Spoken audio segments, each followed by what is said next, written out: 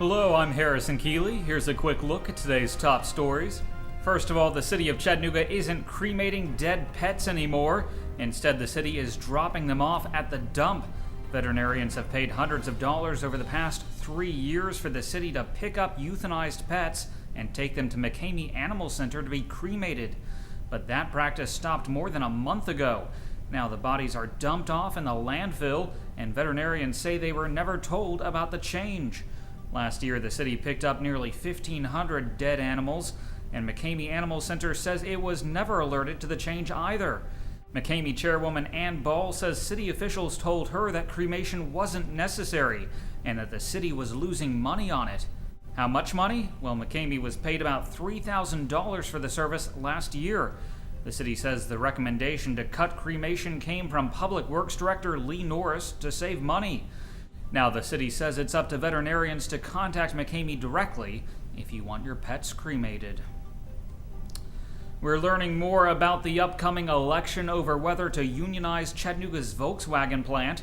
About 1,500 VW employees will cast their votes next week on a simple question, and here's how it reads. Do you wish to be represented for purposes of collective bargaining by the UAW?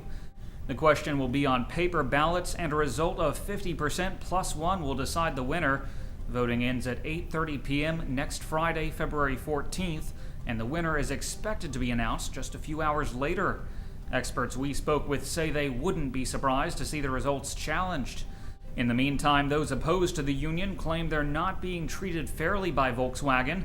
They say UAW organizers were given the floor at the plant to persuade employees, but that workers weren't allowed to ask questions. Plus, the UAW has been given an office at the plant, space on bulletin boards, and access to campaign on company property. But we've been told that employees against a union have been denied the same opportunities. The Hinnon Restaurant Group has been cleared in the train death of 19-year-old Hannah Barnes. An 8-day trial boiled down to one question. Was Michael Hinnon at fault in serving alcohol to Barnes hours before the two were killed by a train on August 12, 2011? Hannah Barnes worked at Hinnon's restaurant that night, and attorneys tried to prove she drank there. But a video of the bar area was recorded over before investigators could get to it. Still, jurors did watch a video from the 250-ton Norfolk Southern train before it struck the two near McDonald Farm. Hannah's mother, Lisa, filed the $25 million lawsuit against the restaurant and the railway. The railway settled out of court. A Chattanooga police officer accused of stealing drugs from the evidence room has been booked into the county jail. Sergeant Kevin Kinser was reported by another employee on December 16th. He now faces 3 counts of official misconduct and 3 counts of theft, including a felony.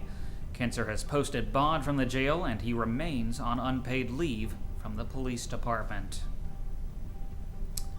Finally, Georgia and Tennessee have joined a number of other states offering instant lottery tickets that cost more than $25.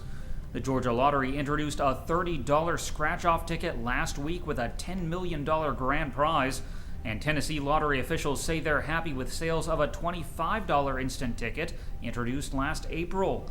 While your odds do improve with the higher ticket prices, you still have a much better chance of being struck by lightning. Thankfully, no storms forecast today. Instead, it will be mostly cloudy with a high near 43 degrees. The low tonight will be around 26. That's it for today's newscast. Thanks for being with us. You can find more on these stories and breaking news all day long at timesfreepress.com.